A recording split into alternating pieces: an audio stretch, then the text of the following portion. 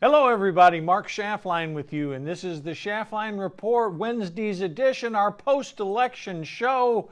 Happy to have you with us today, although many of you are certainly not happy with the outcome last night. But we're going to provide analysis today. I've got Joe Visconti, my brother from Connecticut. Joe, welcome back to Schaftlein Report. This is not the day we expected it to be, just to be brutally honest about it. Some things went right last night, but a lot of things went the wrong way. Give me your thoughts on what happened last night. Well, America, welcome to Connecticut. Welcome to California. We've been fighting what you guys are feeling for years behind enemy lines. So, listen, I do have a silver lining. It's my little positive upbeat because I've lived behind enemy lines with the Democrats here. And it's that we're not going to, I believe we'll take the House, which we most agree. And I think we'll get to 51. And maybe a struggle to get there in the next month with a runoff in Georgia. We'll talk about all that. But I think we're going to either keep even or grab one. I don't believe we get down to 49. With that being said, the silver lining is that the Republicans will not be given enough power to really shy away from their base, as though, I hate to, hit Boehner and Paul Ryan back and Eric Cantor back in the day when we gave them the Tea Party, we gave them a lot of power and they just turned against us. So they're going to have to walk very gingerly. I don't think you're going to see the big investigations on the FBI or any of that. I just think it's a new chapter as they take power. But I think at the same time, they'll have to really choose their battles and be very much different than a big red wave. But I think that's good to set up 2024 because it's not where they can't take all the blame. Well, let's get into what happened last night, because again, you're hearing a lot of people in the media talk about how a horrific night it was. And folks, we're not going to sugarcoat it. We don't feed you propaganda. Last night was not a good night for Republicans, no matter how you cut it, outside basically the state of Florida and, surprisingly, New York State. The rest of the country was not. Now, we've got some races still have to be called. So for those of you that think, okay, God, we lost the Senate, we don't even know if we won the House, even mainstream media outlets are forecasting, I saw it last night on NBC, MSNBC when I was flipping channels, they're saying that Republicans will end up with 219 to 216. Today it was revised maybe 220 to 215. Folks, right now the Democrats have a 5-seat majority in the House. They're at 220 to 215. So if we flip 10 seats and we make it 220, 215, we will have a governing majority in the House. And in the Senate, before we went on the show today, Ron Johnson's race was called in Wisconsin. So the Republicans are at 49 seats right now. We have 3 open races, Joe. We have Georgia, which will be a runoff. We can get into that later. And then we have Nevada, where they're still going to count the votes. And we have Arizona, which that state's got to fix their election system. I mean, it's bad. But again, in Nevada, Laxalt is leading. Arizona, we're behind. We've got to win one of those 2 states to have a chance to take the Senate. But that's where this is, right now. Joe, pick apart what I just said there, add some commentary to it. Am I on the right track or wrong track here? Nevada, I believe, I hate to election denier, but I believe Nevada, Trump had won that, or it was so close. There was so many shenanigans going on with people where they lived in Nevada in 2020. So it was ripe with all California people fleeing there, coming to Arizona. You've got the exodus over there. So I think, of course, they're going to count these ballots, but right now the Republican is leading for U.S. Senate in Nevada. I think governor also. Don't be surprised if this is a weird thing. We will probably take Nevada, and we take in New York Congress seats, and maybe George Logan's here in my district up here in Connecticut. And so we may win enough to control out of the most unlikely areas we thought. Arizona, Lake was up for governor 15 points. How could it be she's down right now? And I know. The polling. Let me answer. I watched CNN this morning, and they actually were really good. They were showing how Trump came up to point 0.4 votes to lose to Biden after about a week of counting ballots. So the ballots in Arizona are very bizarre. They don't come in like everywhere else. So the ballots that are coming in for Kerry as well as a senator there will increase until they're finally known. The question is how many shenanigans in Arizona. I put my money that the McCain operation is still, and that whole world that hates Trump and all that is going to undermine us, and we don't win Arizona again by, I don't know, 5 votes or some nonsense. Well, Kerry Lake, I think, there a lot of the vote in Arizona, not only Maricopa County but other counties too, it still has to be counted. So Kerry Lake has been closing. I think there is a chance she ends up winning that race by the time all the votes are counted. It's not looking as good for Blake Masters, although Jason Chavis, who I really respect, was on Fox earlier today, and he said he thinks we will win Nevada, and he thinks we can pull out Arizona. And he knows some because he was, from Utah, so he knows the area pretty well. The Secretary of State in Arizona is the problem. She's a candidate for governor. Yeah, I know. I know. I just don't have any faith in the counting, the balloting, Maricopa County. If they can steal it, they're going to steal it. I'm sorry, the Democrats. If they can do it, they'll do it. Well, I don't want to go down the path of election fraud and all that kind of stuff because we've seen no evidence of it yet. We really don't, and I don't want to go there because I don't think I'm not happy with the fact that some of the machines didn't work, but there has been no evidence of any impropriety in Arizona yet. And they're counting the votes. They still have to do that. We knew going into last night, Joe, that it was going to take a few days. They told us it'll be Friday until all the votes are counted. Now, I can't explain to our viewers and listeners why, but they did tell us that prior to the election. In Nevada, because of their voting system, where everything is vote by mail, it's going to take until Saturday to get final results. So, again, I haven't heard Laxalt say anything. I haven't heard Blake Masters critical of anything yet. Kerry Lake did her piece saying we got to keep an eye on everything. Okay, fine, but... Well, I think whatever happens, any anomalies are going to be blown out of proportion and maybe not enough also. So we've had some bad stuff happen in 2020, and we need a proven election that isn't just a one-off thing. And so keep our eyes peeled during the recounts, during the tallying. Yeah. Everybody out there with a camera, just keep it honest, man. Yeah, I hear you there. Let's go through some of these races here, and let's talk about it. In Florida, my goodness. The night started off brilliantly. Ron DeSantis winning by 19 points, Rubio by 17. Rubio was going up against a credible candidate in Val Demings. Not so much Charlie Crist. No one ever expected anything, but to have Ron DeSantis win by 19, to have Rubio win by 17, to take Joe not only winning the Hispanics in Dade County, but what wasn't talked about other than when DeSantis mentioned it, DeSantis won Palm Beach County. That's the first time a Republican has taken Palm Beach County in my lifetime. So, I mean, that was impressive. I mean, Republicans, Joe, Democrats spent $73 million to have Val Demings lose by 17 points. I mean, astounding. So, yeah, well, I think the people that left the North and have come into Florida between the COVID and between the hurricane, it's like this is the Alamo. Florida is the Alamo. They're not going to lose. Yeah, it's the Alamo for Democrats. Like DeSantis said, Florida's where woke comes to die. Right. They're just not going to take it anymore. It's not even a line in the sand. It's like that Alamo. Don't come here. And everybody felt that. Even Democrats gotta be in the vote.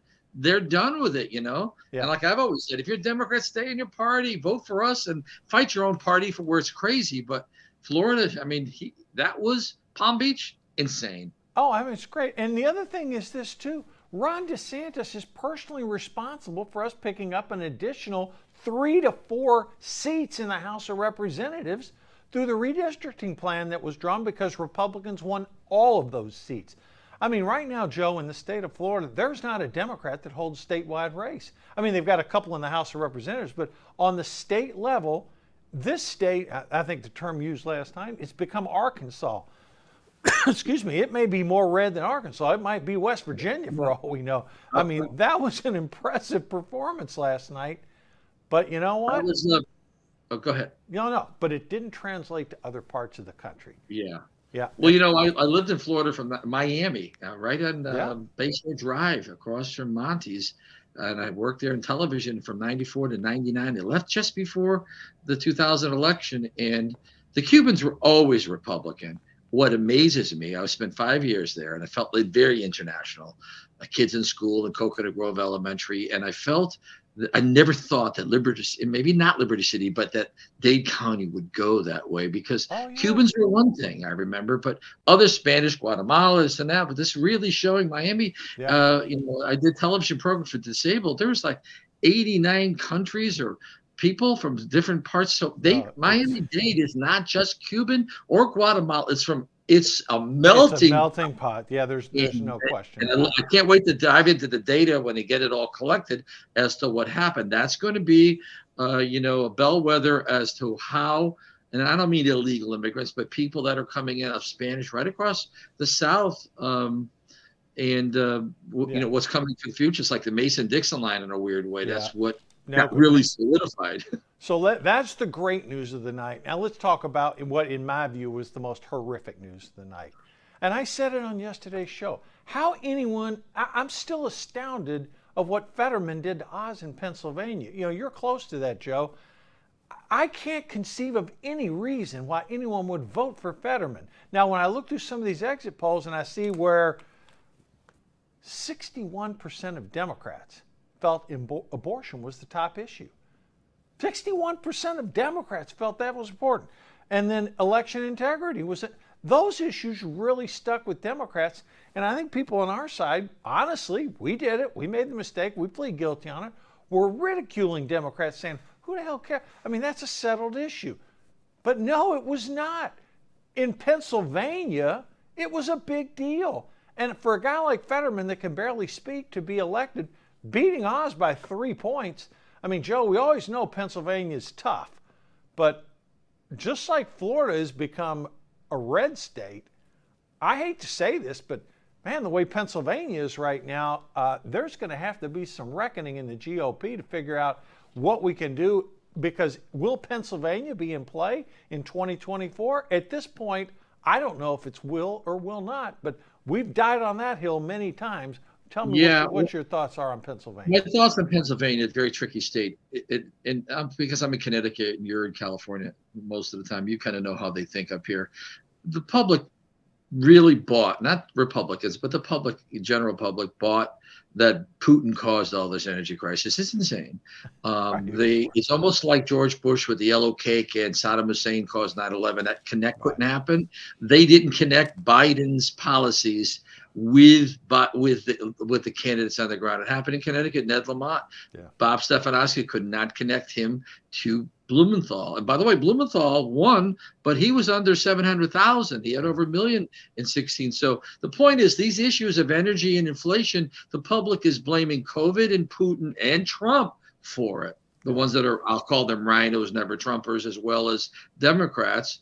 And a lot of these races across the country we're going to talk about were very close. Yeah. And the fact is, abortion was one thing. I saw it here in my state. But the reality is the public isn't holding Biden accountable because they don't think he's got the mental capabilities to have done it. And I think what they did with Fetterman, I watched this. I've worked in disabilities before. They played it very smart, whether it was intentional or not. He got out there like an idiot. And then like a person that was truly disabled, like Joe Biden.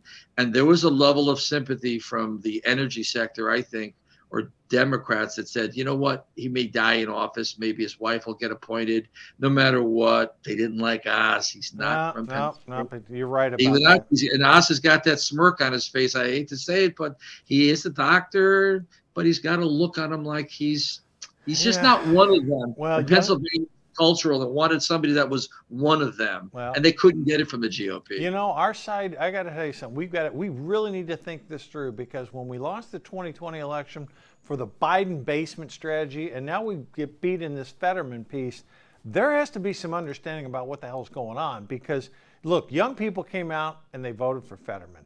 I mean, he won by 3 points. I don't want to say. There's something Mark, about the fact that people, this is a psychological thing, voting for someone they feel sympathy for, and at the same time they feel that they're smarter than, and Yeah. they're benevolent. And you see this with the Democrats. I'm benevolent. I see it in my town. They're not that rich, 150,000 for a couple that live in West Hartford, but they're benevolent to the inner city people. Yeah. They have this feeling of I'm benevolent, and they only make $1.50 a year, and that can make them feel like they're in Greenwich or something, or Beverly Hills, and they're not, but they're, so it's a twofold thing Yeah. psychologically. They were smart to bring them out there stuttering in the time we live in Yeah. this historical time, which is bizarre. It is bizarre, but I never thought it would happen. But that race really, that was really like the dagger in the Republican Party last night. Let me go on to a couple other things. I'm go back to Nevada for a minute. Laxalt is leading Joe by 23,000 votes. 80% of the votes been cast. Okay, so there's about 120,000 ballots outstanding. Laxalt's internal numbers are showing that he thinks he's going to win. At this point, I don't want to call anything because of mail-in ballots. You just don't know. But he is our last and best hope for a flip. I mean, I heard Arizona, maybe, but when you're down 80,000, that's as Masters is, that's a big number. But in Nevada, Laxalt up 23,000 votes, 120,000 left to count. We'll know by Saturday on that one. So we've got some shots there, Joe. But one place, I really want your thoughts on this. No surprise at all in Georgia that we're going to a runoff. None whatsoever. The question is, what can we do in Georgia to prevent what happened the last time? Bear in mind, a lot of people are saying, okay, runoff, they're going to, Walker can win. I'm saying, not so fast. Raphael Warnock won the last runoff in Georgia, albeit Trump told people not to go out and vote. But Joe, it seems to me like if the control of the Senate's on the plate, which it very well may be, if we win Nevada, that gets us to 50. If you lose Arizona, it's going to be 50-49 heading into that runoff. What do we do down in Georgia now? Okay, so I spent some time in Georgia after 2020 running a rally with Uncle Sam over there at the Capitol. I know I was there. I was this year a couple times in Atlanta, and I went to a Trump rally over there, and I actually tracked down Governor Kemp. Mm-hmm. And my buddy Seth took pictures of it, and I kind of read him and his wife the riot act about what's going to happen if he wins or loses with the Trump effect and what he has to do. And I spent 5 minutes. I cornered him. I have pictures of it. We posted on Facebook. Why was this important? He needs to handle, and two things. Trump's got to stay the hell out of Georgia. Yeah. Stay completely out of Georgia.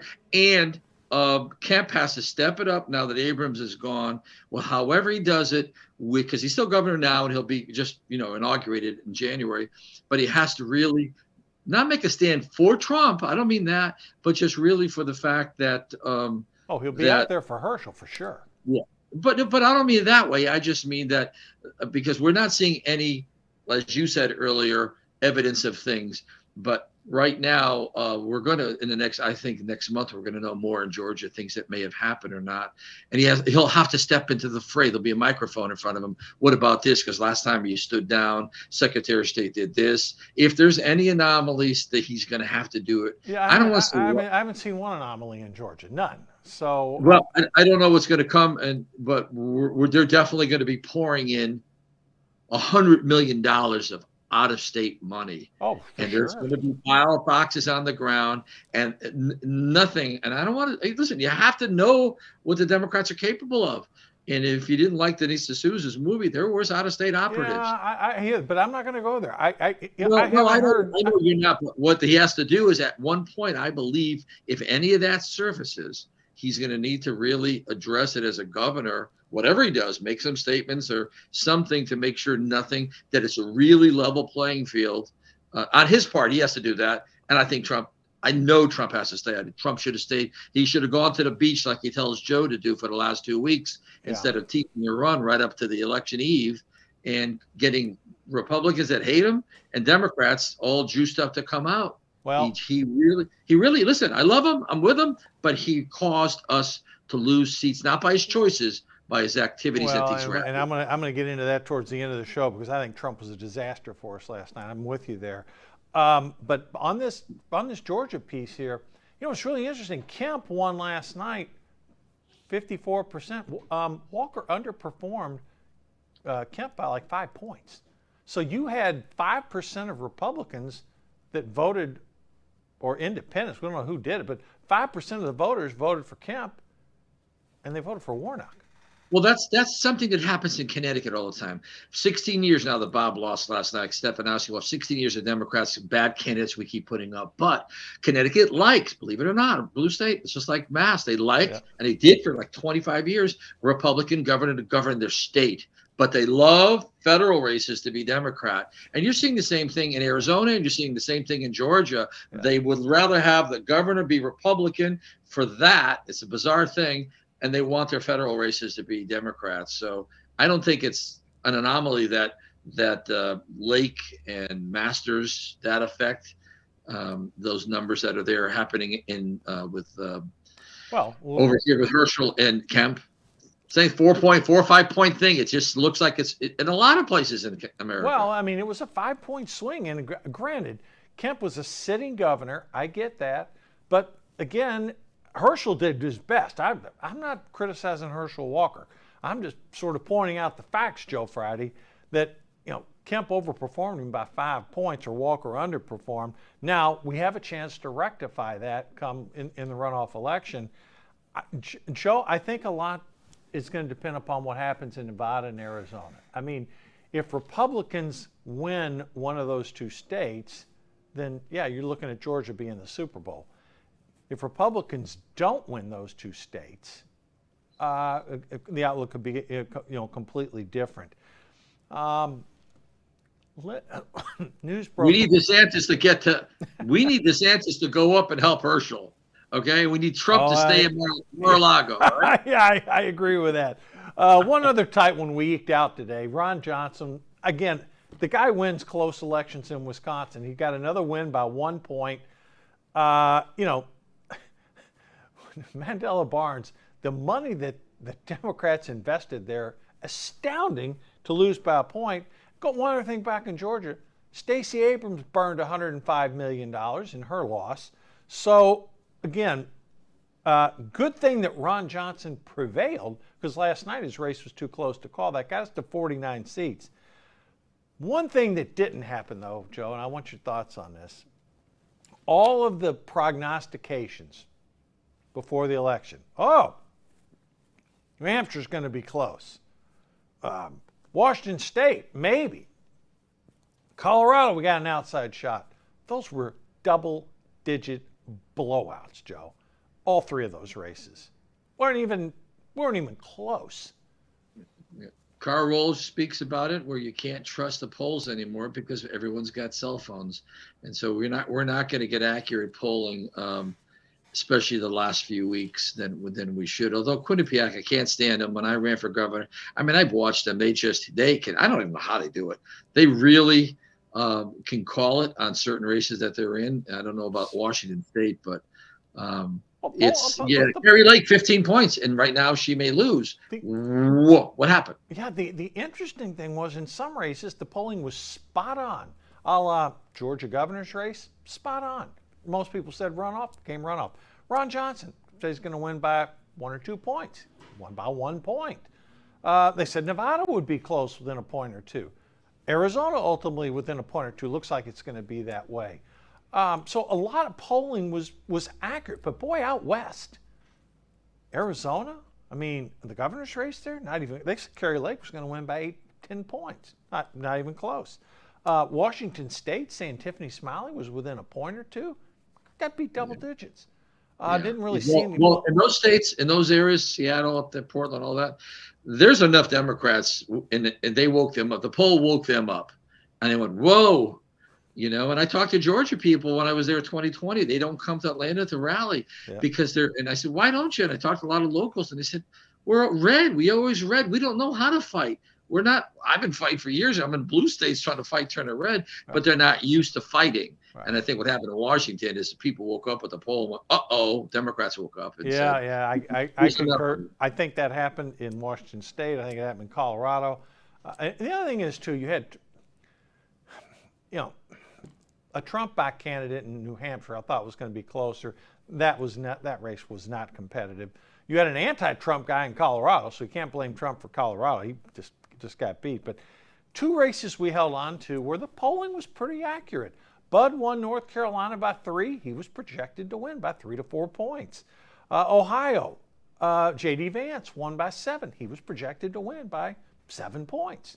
So, a lot of the polling, it did work out as expected.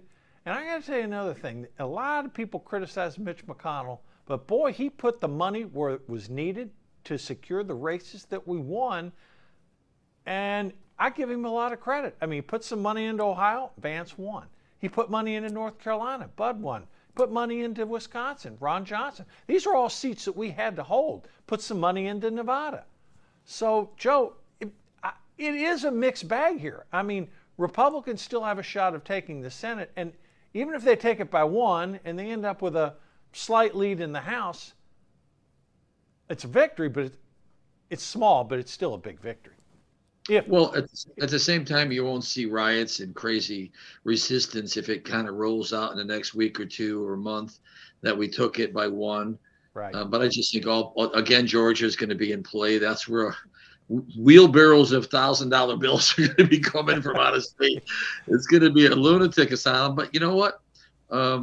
It's the people evidently have not connected or thought the candidates. This is important.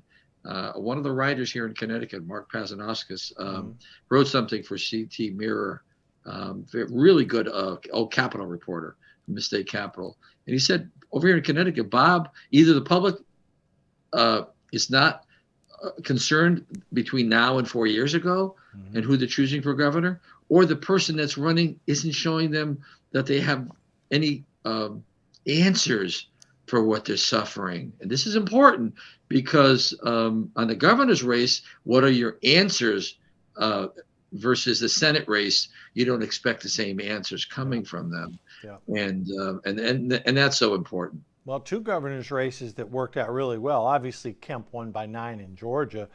I mean, he won big in Georgia. He beat Stacey Abrams. I think he was up 54-45. I think he won by 9 points.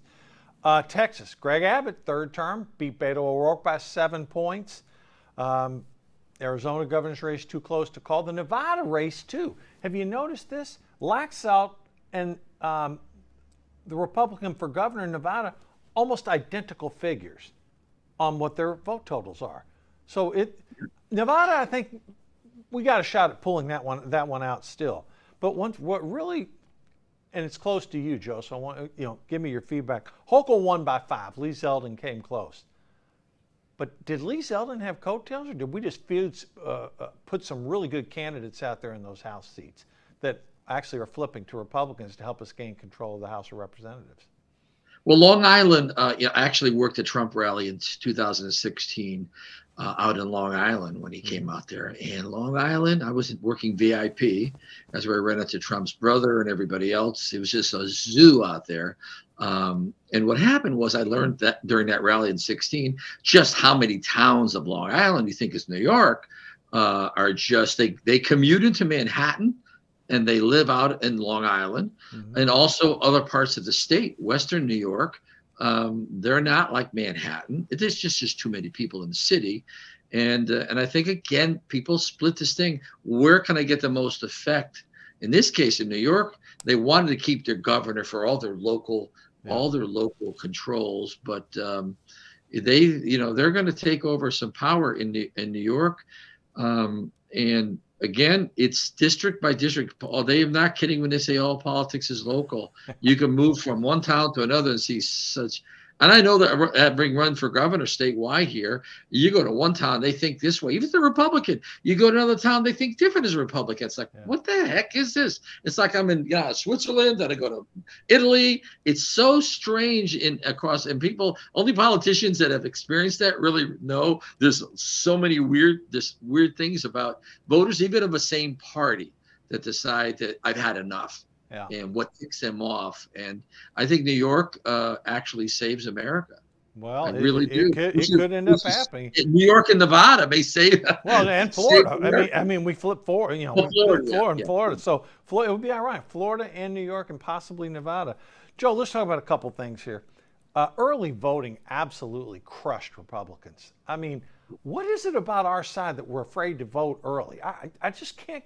I can't get my arms around that. I mean, a lot of Republicans did vote early, but we were swamped by the Democrats. I think that's just a basic problem. You want to get as many votes bagged as early as you can, and yet our side, we don't emphasize that. Well, most of our side is working during the day. Okay. And busy, and they take it serious. They want to show up, and they want to make sure when they voted that they voted. They don't want to send something in the mail.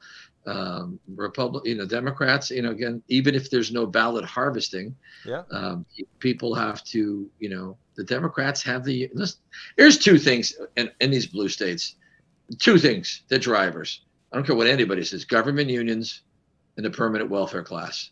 Bottom line, in our state, in California, Massachusetts, permanent welfare class in the cities, I don't care what your color is of your skin, and the government unions. In our state, we have 500,000 union families. That's 1.4 million voters out of 2.3.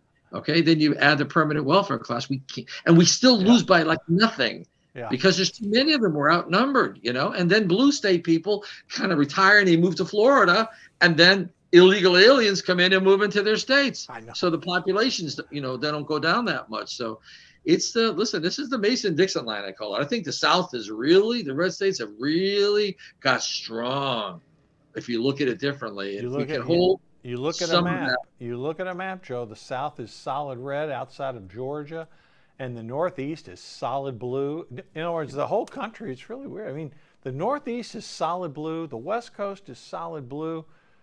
The rest of the country is red with a couple exceptions, and, like Illinois and Georgia. I don't know. One of the bigger things is the Democrat brand that I think it's getting chipped away at. People that are Democrats, and I know many of them, they just have a hard time, especially older, 45 and up. They just have a hard time. I mean, I'd vote. If I saw somebody, I voted for Lieberman when he ran in Connecticut, and he ran as independent because he was a good, objective guy during the 80s. Yeah. And people would cross over if you like the character and the positions are good and they're not lunatics. But there's something about Democrats voting for lunatics. Yeah. And there was a lot. Their issues are crazy. Their candidates are crazy. And somehow they, there's an old thing that people, old saying, this is crazy in acting. I learned this. Nobody wakes up in the morning and looks in the mirror and go, hello, you ugly son of a. Everybody looks in the mirror and says, they look at their best parts. And that thing is what people do with Democrats. I'm a registered Democrat, and they look at what they want to see. Yep. And on those key issues, Joe, Republicans may have been pounding inflation. Democrats were saying abortion, and democracy. And at the end of the global day, warming. Yeah, global warming. Yeah, that kind of stuff. All right, we got about a minute or two left. We've really poured through a lot of stuff. Joe, Donald Trump had a disastrous night last night. I mean, the candidates that he put on board and supported, the governor of Pennsylvania was an unmitigated disaster. We did not do well in New Hampshire. We did not do well in Pennsylvania. I really think for Trump Republicans, look, he's probably going to announce that he's going to be running. If you look at last night's results, for a Republican to win the presidential nomination, they're going to have to flip either Pennsylvania. That to me, even though it was only a 3-point win and DeSantis won by 19, Pennsylvania looks to me as blue as Florida looks red. Georgia very tight, Wisconsin very tight, Nevada very tight, Arizona tight. but those are all states that went to Joe Biden. Do you think there's going to be someone emerge? Forget Ron DeSantis for just a minute. I don't want to get into the Trump DeSantis stuff. Is there anyone other than Trump on the Republican side, and we're not talking DeSantis, that could step up? I don't think so. And I think he will announce. And I think if we take the House and the Senate, just say today we don't know for sure anything, but let's say we do. By next week, we'll know a lot more. Sure. I think he gets indicted. I think that the lefties and the Justice Department and Biden need to throw their people some red meat. And that's what they do. And then it becomes a bloodbath between DeSantis, too smart to jump in right away. I think he holds off, waits to be a hero, sees how Trump wrestles and fights with the fatigue of the Trump supporters, the constant bickering and fighting before the divorce. And then if DeSantis does step in, it'd have to be something that happens. Or the poll, this is important. The polling during this show, I'll call it crap show, the polling that's going to go on with how do Republicans feel about Trump, DeSantis, or anybody, even if he's not in the race, are going to show Trump going down if the crap show continues too crazy. DeSantis numbers coming way past Trump. And then at some particular point, don't forget the primaries in the spring of 2024, you can get in the race because DeSantis has already lined up all the never Trump money, big money. Oh, he's got big. He's got north of $100 million. And so I think if that turns into a crap show, that's how it rolls out. Trump will turn him into little Marco and Lion Ted. It'll be crazy, but Trump won't go away. Not that I want him to go away, but he's not going to go away. And whether he pulls the party down again, I think America is anesthetized. And there's no amount of pain that they're going to have inflicted on them that they won't blame the wrong person and the wrong thing.